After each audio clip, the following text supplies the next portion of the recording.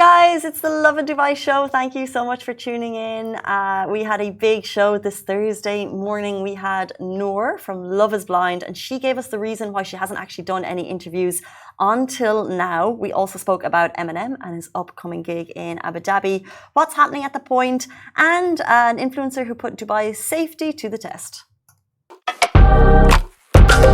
Good morning, Dubai. Welcome back to the Lovin Dubai show, where we go through the top trending stories that everyone across the world is talking about. Our top story today: Eminem confirms his Abu Dhabi concert is going ahead.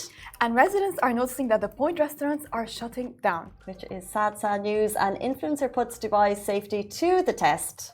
And the concert for peace is set to take stage at Dubai Opera. We are so excited. Today is the day that we have been waiting for. Love is Blind star Nour is going to talk to us on the show about dating standards, Mido, and public reactions. In today's rapid weather report, expect highs of 28 Celsius with humidity around 62%. The forecast indicates sunny conditions throughout the day, but be aware of potential dust storms and line rain is expected. Hi, Masa, how are you? I'm good, how are you? How was your trip? It was eye-opening. Yeah? Yeah, I got back last night at like 10 o'clock into the airport, but I went to Nepal. Okay. Into the mountains. Interesting. And I never, so these are crystals, right? Yeah. Are you a believer of like healing properties of crystals? Not really. I think it's a marketing scam. But my friend is a huge believer of crystals. And as in like they carry them around with them, or it's in their house? She carries it around, it's in her house. Like, whenever she has an exam or something, or like she wants good luck, she'll have it around her. Easy, so easy to get her gifts. Like whenever it's her birthday, just get her crystals. Does anyone watching the show use crystals? Because I basically was introduced to them like 5-10 years ago. Someone on the hills had them. You know, Did like, you ever use crystals? Do you like light them up, or do you just put them in your room? There are multiple ways to use crystals. But I never even thought about them. But when I went to this resort, like I was deep in the mountains in the Himalayas for 4 days with like, there was only 4 other guests in the whole, like it was peace and zen. And they actually had a room made of crystal. And they're basically just like, you go and sit in there, and then like the negative energy won't enter the room. Be honest, was it real? Be honest. I'm gonna say I had an hour or two, so like this was kind of out of my comfort zone a little bit. But like before you go into the crystal room, you have a guru doing a meditation, and you're sitting there in this like tight mud hut going and I was like, this is amazing. This is the answer to my life. I was off to buy crystals, but I couldn't find any. But I like the idea that a rock is gonna give you peace. Yeah, I liked it. A 300 dirham rock is gonna give you peace. But it was with the meditation. I'm kind of making. But there was actually a moment when I was chanting with the guru that I was like, there's something about this. Yeah, maybe it's the meditation, not the crystal. Yeah. Yeah. Are they 300 dirham? Yeah, I bought a lot for my friend. I bought her a crystal tree that gives her success. I bought her a crystal that gives her a crystal necklace for love, and she believes it's why she got her boyfriend. Actually, there's this thing about belief. I think it's just she puts it out in the universe. Like I gave her the crystal heart, and she thinks, "Oh, okay, I have a boyfriend because of this crystal heart." She puts it out in the universe, and she attracted that energy. This is what I believe in, not because of the crystal. But it helps you put your energy in the right place. True. So like throughout, when I was walking through the whole hotel, they have all of these like these like daily affirmations like on the trees. Like every couple of steps, there's a new affirmation, and it just like puts it into your mind. This like great positive energy. It was so cool. True. So it does. I'm gonna get you a crystal. What do you want in life? What do I want in life? That's a tough question. Oh my god, that's a different topic. Let's open up a second. Well, there's different crystals for different things. But I love the pink colors though. They're cute. Let's see what that's for. I think it's for love. Let's get crystals in the office because you never know. That doesn't mean anything at all. It's okay. You have to put it out there. That's what I've learned. You have to put it out there, true. It's within us. I'm gonna have the next 5 days. Just expect like positive affirmations coming. From, that's what I'm trying to do. It's within you, Masa. What you want is within you. Speaking of what people wanted Eminem to come to Abu Dhabi, and that is continuing. Eminem made the announcement. I think it was announced over the weekend as well. Yeah. That his concert was going to go ahead, but he has confirmed it himself. Big news for music fans. Eminem confirmed he's still set to hit the stage at the Abu Dhabi F1 Yasalam after race concert this Saturday. despite the heartbreaking loss of his mom just days ago. So in an Instagram post, he quoted his iconic line, "Well, if you want shady, this is what I'll give you," to let fans know the show will go on. Now, massive respect to him for staying committed to his fans during such a tough time. Eminem also confirmed his upcoming shows in Bahrain on December 10th and at Saudi's Soundstorm Festival on December 12th are still on. It's no secret he had a complex relationship with his mom, Debbie Nelson, who passed away from lung cancer at 69. But let's give it up for him, stepping up for his fans while navigating such a personal loss. If you're going to expect nothing less than a raw energy, only Slim Shady can deliver. Yeah, so I think all of the questions are like, was it going to go ahead? Wasn't it not after the news just broke 3 or 4 days ago? He was like one of the first, I could be so wrong in this, but like he started navigating his life through a song. Yeah. So if you grew up with his early music, like we knew all about the struggles he had with his mom at home. Yeah. We knew about the struggles he had as a kid growing up with not much support. So his relationship with his mom was always a bit rocky, basically. Yeah. In from what we knew as listeners to his music. But there was an apology to his mom later on in another song. So we could always speculate. Yeah, we can always speculate. And we could speculate that he's going ahead with this. Whatever is going on behind closed doors, we have no idea. But as we said, respect. I think all of his music are related to his personal life, right? This is what I think of Eminem. Even his music videos, it depicts a specific memory. I think Mockingbird is all for his daughter, right? Yeah. I have to confirm because I'm not an Eminem fan. But Mockingbird was for his daughter. And he uses videos from his actual life. That's so cute. But was it? I don't know. I don't want to speculate anything, but was his mom alcoholic or something? She abused him or something? I think she definitely had substance abuse problems. Okay. And he was kind of open about that. I don't know about abusing him particularly. Yeah.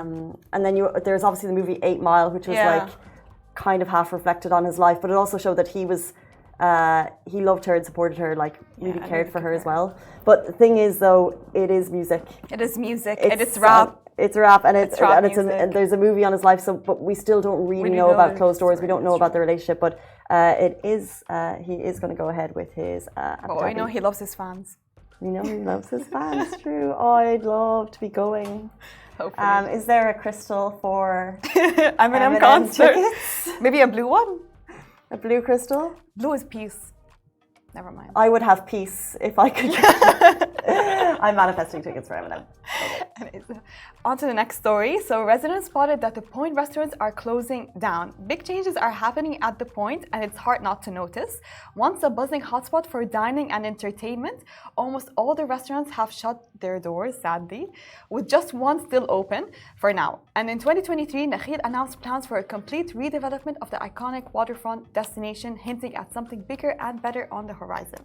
So while the plans haven't been fully shared by Nakheel, the redevelopment is set to bring, of course, something new and exciting to the Pointe. And as the iconic Panjamera destination prepares for the change, we're all waiting to see what's in store. What we think is in store is a luxury real estate development. Nakheel hasn't announced it yet, but property real estate companies, they've shared pictures of what it's going to look like, and I think there's like 35 to 40 luxury villas going to be there. Palm only screams luxury, honestly. But I'm really sad that the Pointe is shutting down because it was just such a big memory for me back in freshman year in university. It was so close to my university. I would always go there after uni. So, and the one restaurant is open in Safadi. So Safadi is still open. Yeah. But they were all given their marching orders like last year. So basically it's shutting down. So that they probably had like a year. Like in advance to get their ducks in a row. But I'm excited to see the new developments because Palm is all about luxury. Yeah, but if it's homes, we just basically need to know someone who's going to invite us over. I'll just march past and like, invite me. I just want to see your house. Please, it's a land of memories. It was amazing though because it was like how many restaurants? So many they're all making way for a new development. Yeah. I don't know. The Palm has just continued to level up, but we cannot wait to see what's in store. Shout out to Nakheel. So, Concert for Peace is set to take stage at Dubai Opera. Yes, so make sure to mark your calendars for December 7th for a remarkable night at Dubai Opera. The Concert of Peace will showcase a world-class talent, and it's an event you don't want to miss. And leading this incredible performance is Omar Harfouch, a composer whose music is a powerful expression of hope. With Chico and the Gypsies, a full symphony orchestra, and Orlando Bloom making a special appearance, this night promises to be unforgettable. So Amar's personal journey and dedication to peace will leave you feeling truly inspired. But this is just to remind people that it's an invite and an exclusive event. So if you received an invitation, do not miss out on this really remarkable event. Didn't get mine yet. We will hopefully. Manifesting sitting next to Orlando Bloom. Taking a quick break today with a fun fact. Did you know Lovin is based in 22 cities? That's right. We have an amazing team of local journalists around the region bringing you the best positive stories and bite-sized news. Get to know your region. You can find them on socials, daily newsletters, in podcasts, or on our app. Find them wherever you get your news from. Jumping into our next story, we love when people challenge the city. So an influencer puts Dubai safety to the test. An influencer decided to put Dubai safety to the test by leaving a piece of really huge shock of coal open in Satwa for 30 minutes, with people walking by cars and passing with the usual buzz of the area. Not a single person even touched it. Yeah, interesting, surprising, but it is a clear reminder of how much trust and security there is in Dubai. And also the fact that people just respect each other's space here. I wouldn't be doing this myself. Me too, I wouldn't be doing it. So I'll be scared, even if it's a safe country. But also, I love how safe the city is, but what's the purpose of the challenge? Because if it goes wrong, and I think, by the way, if you're looking at the video, she was stepping it inside the gold store. So who's gonna reimburse the store if it gets stolen? I don't know. But it doesn't. But it's in Dubai, so it won't get stolen. It wouldn't. But we do talk about we're so lucky in the safety bubble, and we're super lucky. But at the same time, I don't know if I would be tempting fate. No. I tempt fate all the time, leaving my phone in taxis. Honestly, I keep my car open also. You keep your car open? Is there stuff in it? Not really. Do you never lock your car? Why not? No, but really, I'm just so used to not locking my car. Good question. Watching the show, do you lock your car? Do you lock your car? I always lock my car. Kirby, do you lock your car? He's saying yes. He's saying yes, yeah. Bunny, do you lock your car? It's a habit. No. It's a bad habit. Do you lock your house? Maybe not for the show. If we're all leaving the house, yeah, we lock the house, yeah. Okay. Yeah. Do you lock your house? Yes. Yes. I mean, yeah, I lock my house. Of course I lock my house. And I lock my car. And interesting. I think there is a little bit of a lackadaisiness when you're living in the city, because we know, as Nidin is jumping into the comments saying Dubai is the safest country, the safest city, along with Abu Dhabi. The UAE is super safe, but we shouldn't tempt fate. So discussing the fact that my house is probably not locked on the show may not be the best route to go. So it's locked, as is my car. No, my car is locked. My car is locked. I lock. You lock your car? Yeah. You lock everything. I think because we're living in a safety bubble, that's why. I'm so used to it, to being safe and nothing happening. Yeah. So I'm like, you know what, it's fine. Do I need to get my car keys out of my bag to lock? Just fine. It's just a habit. It's just a habit of the car. I don't know why it's in my head, but then I'll do it 5 times because the button's a bit pushy. So I'm like, push. Anyway, do you lock your car? Don't you lock your car? The safety bubble that we live in. We are so blessed. We're also blessed because it's 8:44 and we're super excited to welcome our next guest, Love is Blind star Nour is going to talk dating standards, Mido, and public reactions right after. Very short break. Do stay tuned. Hey guys, welcome back to the Lovin Dubai show. I don't do coffee dates, walking dates, or last minute dates. Our next guest needs zero introduction. Nour Al-Hajj became one of the most talked about stars on Netflix show Love is Blind. Habibi, welcome to the show. Welcome to the show. Thank you so much for coming and finally being here. So for after the show was aired, you haven't been on any talk shows, no interviews, nothing, and we spoke to so many people. Is there a reason for that? Actually, there is. Because honestly, I was taking I wanted to take a legal action for what happened because it was going too far after the reunion. Maybe I would like forget about what happened in the reunion, but after the reunion, I kept hearing podcasts about me, posts about me, lives about me. I mean, I'm the main topic for each and everyone who doesn't have anything to do with his life. He's like going on a live or posting about me. So it becomes like kind of harassment at certain point. And since we are in Dubai and I know the law is above everything, so I wanted to go and take a legal action. But at certain point, because I know that they might get hurt so much because it's a serious matter. So I decided just to step back and to choose like to just forgive them and give them another chance, maybe to see if they will honestly like stop these rumors about me or this gossip. And and honestly, like I'm not a bad person. I don't like to hurt anyone, and that's why I give it another chance as well. So interesting to hear you say that, because I think that there's an element as an audience to think that it's, you know, it's entertainment, but you've been really hurt by what's happened since the reunion? It's not about being hurt. It's more about people disrespecting me in public, which is, okay, you disrespected me on a TV show, so in front of millions of people. So I need to take action against what happened. And so, yeah, I mean, this was the main reason. So it didn't just stop there at the reunion. It was just still happening at the podcast exactly. and everything. It was going too far. Let's rewind, because as we said at the beginning, you've become an icon of the show, and we'll talk about the reunion. But just to learn a little bit about you, why did you decide to join Love is Blind? Actually, like it was the main reason. It was the experiment. I really wanted to see if I will be able to find love. Like it's kind of different way than the normal dating in real life. I thought maybe that will work, especially in Dubai.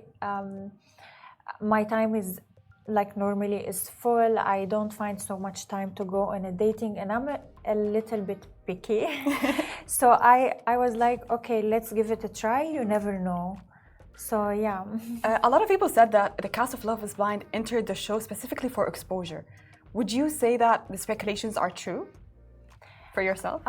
If they said this about themselves, so I cannot I cannot say otherwise. I mean, each person knows, they know themselves better, but I'm talking about myself.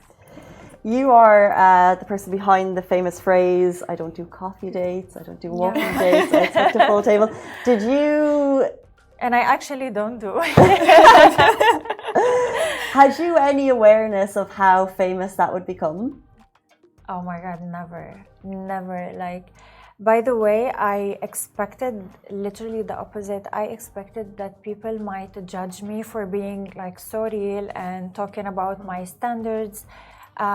Because you know, sometimes people like can understand you and like wrong way. Maybe they will think that this is rude, or she have certain like unrealistic requirements. But for me, I was like, no, I want to keep it real. I want to be myself. These are my standards in real life. This is how I think. This is what I like. So I really want to represent myself the way I am in real life. And I never expected that people really will like this or like me the way I am. So this is a blessing, honestly. Well, thank you so much for keeping it real, really. It's a standard that we're all trying to upkeep for ourselves. So, you know how those shows are usually really edited and highly edited. Were you edited in a wrong way, or a bad way, that made you seem or come out and people might misunderstood you in a way?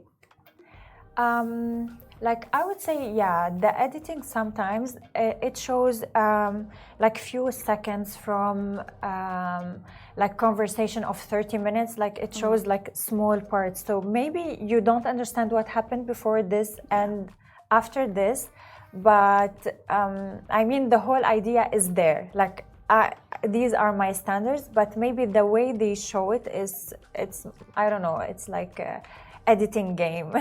It's true, there's moments in the reunion and it's just, you know, someone is talking and you're just like this, and, you know, but it's smart editing. Smart editing. And since the reunion, I think the show has become even more famous and even more viral, and I just wonder, what has it been like as a human to be sitting, you know, I guess you're sitting in your living room, but you're surrounded by millions of people talking about you. What's that felt like to just become an internet icon in a short space of time? Honestly, I was like, till the moment, I don't believe, or I can't imagine how much like people knows me or how much I'm famous. Like when I go on the street or in the mall or I'll be anywhere in the restaurant and people comes and talk to me and ask for a picture, I'm like, is that real? Is this really happening? So I still, till this moment, I'm like, I can't believe it yet. Has there been any negativity? Of course, like there is both. You know, you cannot please anyone, like everyone. There's always some people will loves you and some people will hate you, or let's say not hate you, will not like you. So it's fine. It's the nature, I mean. So how would you say was the internet's reaction to the whole reunion? Was it support? Was it backlash? And have you had any like nice, memorable encounters with fans after the reunion? Yeah. After, actually, maybe the reunion, it was the point where it fixed the whole image of Nour, let's say.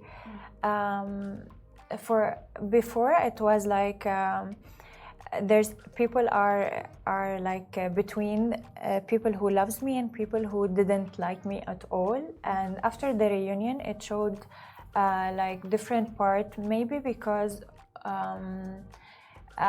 they took me as inspiration for being confident and defending myself and defending other girls, which is, I mean, it changed the whole image. So being someone with the standards, it's not, I always say this, it's not about just being in relation, or it's not just about guys. If you are a girl with the standards, you should keep these standards in all life levels.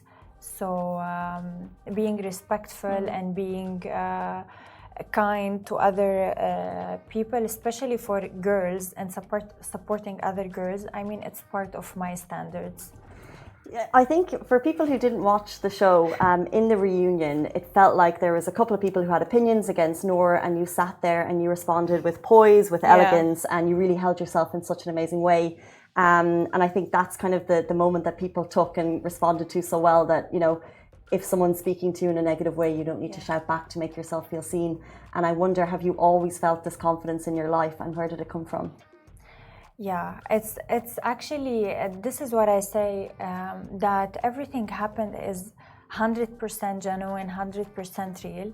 This is how I manage my conflicts in real life. And we were talking now before before we started the interview that it's my way to respond. It's kind of I don't show the other person my weakness. I don't like to show the other people how they can provocate me, so they can't use it against me.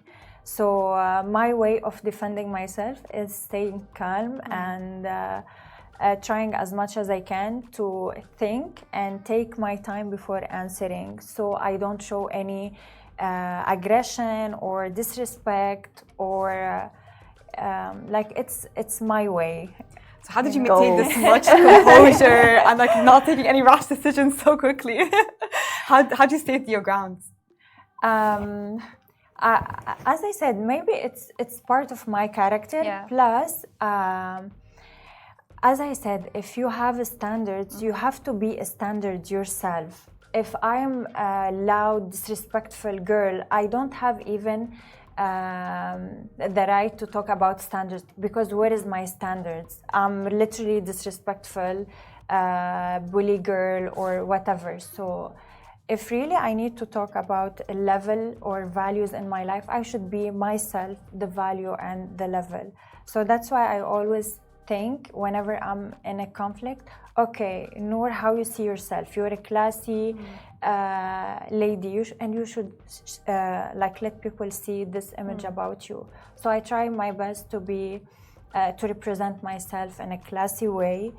And as I said, I don't like to show people my weakness points or how they can provocate me, because trust me, when they know your weakness, they can take the conflict too far and in a bad way. So I like to keep control on my emotions. And there was a couple of negative comments about, I guess, the women who didn't jump in to defend you too much. They did a little bit. I feel like there was a little bit of defense, but I think maybe there could have been more, is what the comments were saying.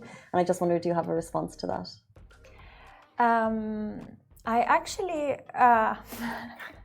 I don't want to judge anyone, but usually it's because us as the girls, we are always maybe,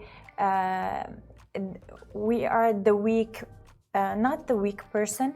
It's like we are the fragile, let's say, person when it comes to a fight with the guy. So when a bunch of guys, like 3-4 guys attacking one girl, so the least you can do is supporting the other girl. And even if you don't like her or you don't like her ideas, but just for the fact that she's a girl and she has been attacked from guys, so at least you need to show support. And yeah, I honestly didn't need the support. I know myself, I can defend myself, but it's kind of showing this compassion or whatever. It's really nice, and it shows that you are really a girl's girl. So Khattab was on the show before, and he said that you were the most misunderstood person on the show. So were there any moments during the reunion where you felt like you were misunderstood or unfairly criticized? In the reunion? Yeah.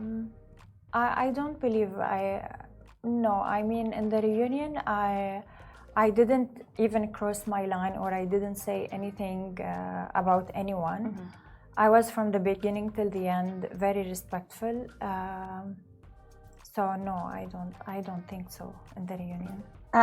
The thing that surprises everyone watching the show is that it happened a year ago. So like your life has moved on since the show, I guess, and now we're all coming to grips with it.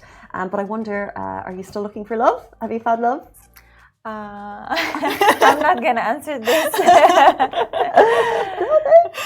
So do you think the show Love is Blind actually works? Is love really blind? For me, I don't think so, by the way. For me, I don't think no. Let's be honest. Love is not blind, and I believe, as I said before, love is never. It's not enough. It's not the only thing you're gonna look for in a partner.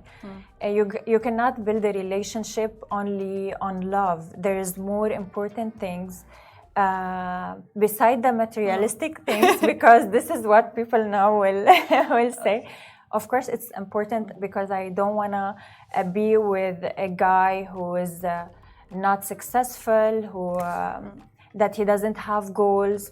You know, I need someone in my life that I look up to, that he is like better than me, let's say, more successful. And it's not that someone that I'm better than him, or I have better goals, or, you know, it's like it's like this image which I like about a guy, like successful man. So yeah, for me, no, love of course is not enough, and you cannot build a relation just on love, based on love. Strong opinions on dating as always. Before you leave us, we'd like to continue that with a little game that we call Romance Rules with Nour. So we're going to give you some girls, I'm not prepared for all of this, but okay. this is literally what we need. It's raw opinions, raw truths. from actual issues from our team and friends. And friends, yes. Actual issues. Dating advice. We just want your take on it. Okay, I'll start with the first one. This girl says that she likes a man, but he's very shy and introverted. Should she make the first move? If it was me, It was you, or what would you give her What advice? would Like Nour girl say? to girl, girl to girl. for me, I personally don't like shy guy. I like strong, like guy with a strong personality. I like the leader. I know, like it's a bit might look. It's not because I don't have a personality or I like someone to lead me. No, but for me, a man should be like having this masculine energy, this strong character, you know. So no, for me, shy is no. So no, don't make a first move. And never make the first move. For a girl, of course, never make the first move. Nour says move on. Move on. Okay, we have time for two more. Okay, I'm a 25-year-old girl dating a 35-year-old man. He says he is not ready to commit yet. Should I wait? If he's 35 and he's still not ready, I believe he will never be ready. What are you still doing at 35? Is this someone we know?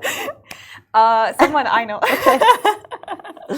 Are these real messages, actually? They're real relationship issues. Oh, wow. I thought you were like the best person to ask for like strong dating advice. So we have one By the more. way, I do answer so many DMs, but I don't like to give personal advice because I don't like to be blamed of what they're gonna choose. So I try my best to be like talking in general, giving general advice. Okay. Yeah. Okay. So last one. Yeah. Okay. Are you ready for this? No, this is a good one. Don't worry. Okay. So I'm talking to someone and he's very supportive and he treats me really well. Okay. But for some reason, I'm not into him. Should I give it a shot or should I just leave? Oh, wow. So honestly, if you find a good man who's really supporting you, I mean, he already have few green flags. I don't know about the rest, but it deserves to give it a shot. Deserves to give it a shot. Well, what? Maybe this girl's she's so into bad boys. Like, what can she do? I know. I don't know why girls, they really fell for bad guys always. It's like red flag somehow becomes a green flag. I don't know. I think it's sort of validation, like chasing someone and having to chase their validation, like especially for young girls. Yeah. Then we grow up and we know. And we grow up and we're like, no. Exactly. Nour, is Love is Blind? We're still not quite sure, but thank you so much for joining and giving us your insights of the whole show. Thank you for having me. I really enjoyed this little conversation. It was so great to have you on the show. It is Thursday morning, but the show is not over yet. Do stay tuned. We sat down with Jason Johnson, artist and content director at Athara, speaking about the upcoming Fab After Race concerts. Thank you, Masa. Do stay tuned. Enjoy.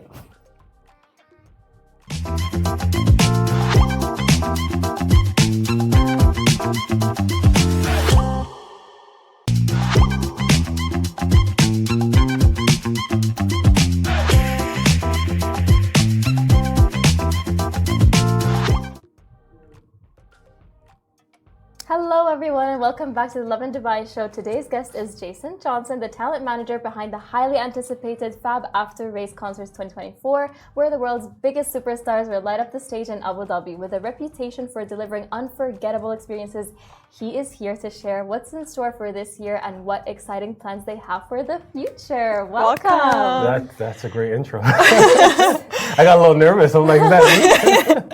Yes, this is you. And we're talking about the event. We're so excited. Yes. So everyone's really excited for this event. Everyone's been talking about it. So tell us, what is the artist lineup like this year? It's one of the best lineups we've put together this year. Super excited. It's very diverse. We have everything for everyone, essentially. Yeah. Starting with Peggy Gou, Teddy Swims, and then we have Maroon 5, we have Eminem and Muse. So I think this year's lineup caters to a wide variety of audience, and it reflects the growth in the F1 demographic. So excited about it, to be honest. All genres, everyone's pleased. All you know? genres. We're all excited. There's something for everyone. As someone who doesn't really enjoy concerts, I am excited about this one. The lineup is intense, and every year, like the branch is almost like higher and stuff. Like it's amazing. So, but what do you think is going to make this year a little bit different? This year, we also have the Yasalam after parties, which is something new that we've launched as well. We have 2 DJs. We have Lost Frequencies and Mohammed Orhan. And again, just adding another layer to already an exciting proposition.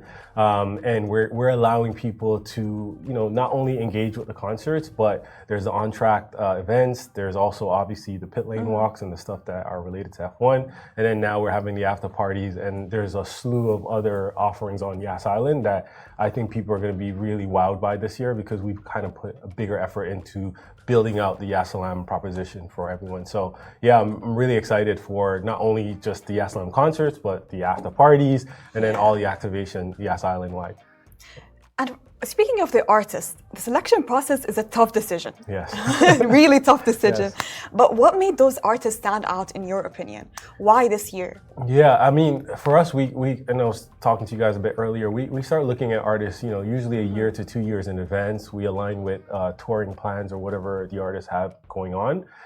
We look at audience demographics and then align the music genres with the artists that we do select. It's a rigorous process because we go through availability, fees. We look at what makes the most sense. If the artist's been here, if the artist has been here, was it well received? If the artist haven't been here, would it be well received? And we just try to make sure that there's enough for everyone. But yeah, the process is we go through multiple iterations. I think this lineup is probably version 35. So yeah, we go through multiple process, but the main thing is try to align with the demographics that's coming or the demographic we know we want to cater to. And one of the biggest things for us is, we are seeing a lot more women into the F1 sport. Yeah. So Peggy Goo and all the artists that do cater to women is something that we're cognizant of, to make sure that we are catering to that demographic and looking at the younger demographics that's coming in as well. So we look at where everyone's coming from, what countries they're coming from into Abu Dhabi, and we try to cater to those audiences to make sure that there's something for everyone. But it's not easy. Can we take a poll to decide to help you out, guys, or not? Listen, I think every year we see the comments, and every year some of the names that we would love to have, they're either not available or it just doesn't work for the year that we're looking at. But we're very mindful of what everyone locally wants and what everyone internationally wants. So I just leave a comment under the post? You can. You can. Go ahead, by all means. I'll just spam 10 comments. It's fine. But I think this year we kind of achieved most of the requests that we see in the past as well. I feel like everyone's really happy with the selection this year, and it's really well received. Excited for it. Yeah, well received, and we've seen really good attendance reports coming in for the entire weekend. And again, the F1 race is as well sold out, and it's doing really well. So we do anticipate this to be one of the highest attended F1 Yasalam after race concerts. It's everyone's weekend plans, honestly. Just talk to every single person and saying, I'm down at F1. Yes. It's such a massive event. Can you share off the top of your head any behind the scenes story about the preparation process? Yeah, it's honestly I'm thankful of our team at Ethara. They work day in and day out, 24/7 essentially. We're all around the clock receiving calls at 12, 1 a.m. Just to make sure everything's done right.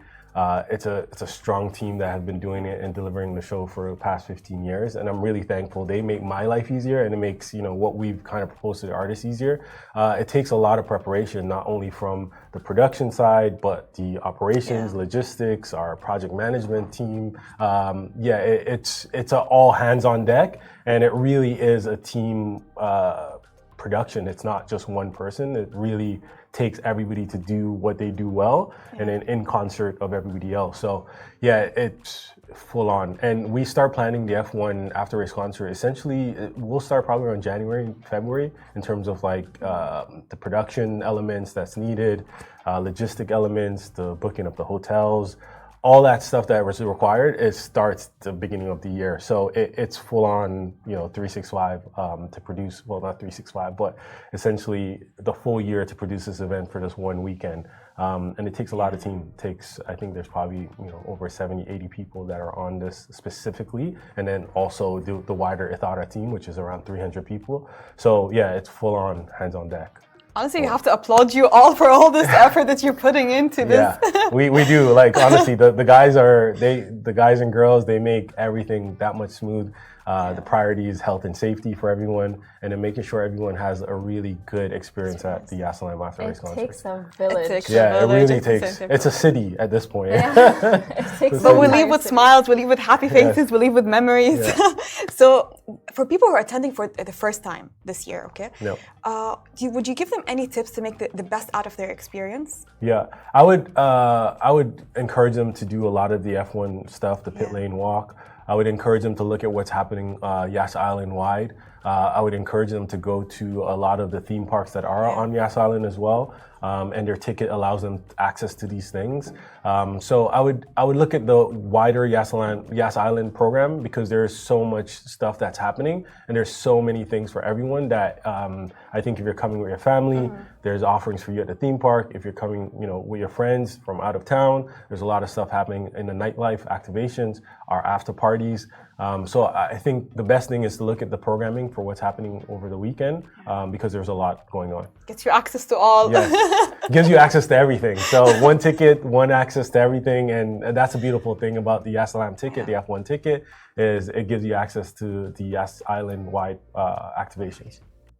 But I think everyone wants front row seats. And as you said, there's a lot to do. It is not just one thing. But for fans that are wanting to upgrade their experience, what premium packages or exclusive opportunities would be available this year, or you would recommend? We have a golden circle for the concerts. I believe the Eminem and Maroon 5 are already allocated, but we do have some remaining for Peggy Goo and Muse, and I think those are going to go fast. So if they do want to be at the front, get a premium access, it's a dedicated entry into the Etihad Park, they would have to upgrade to the golden circle, and that gives them a premium access and experience to the event. So you said that you start planning the next concert a year before. Yes. Okay. So are there any new directions or concepts you're willing to explore for next year? Like a little bit of a teaser for people. I think we've explored that in the last 5-6 years. Is we have multiple artists on one day, and that's a trend that will continue.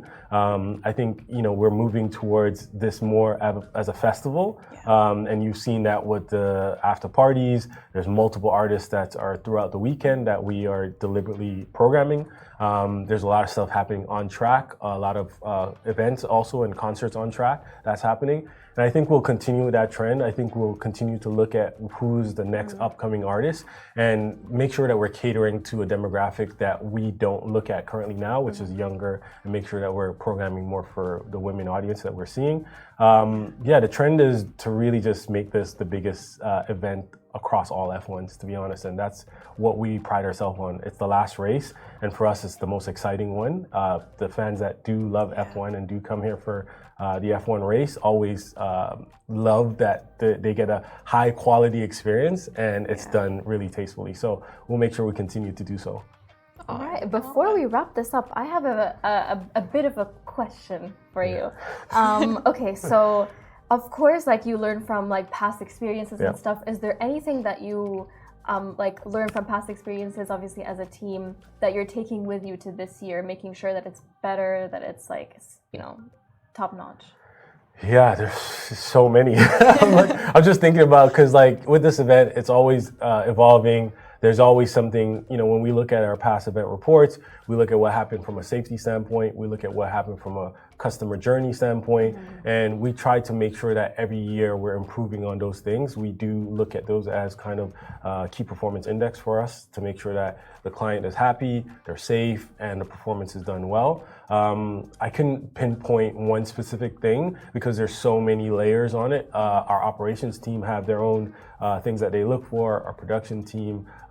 So there's a lot of variables that we do look at to make sure the event is not only exciting, but it's safe and it operates well. And that's kind of like our primary focus, is to make sure that when you come, you're getting in safely, there's food for you to eat, there's not a long queue at these vendors that we have, and it's safe overall. So that's kind of the things that we prioritize to make sure everyone's safe and having a good time.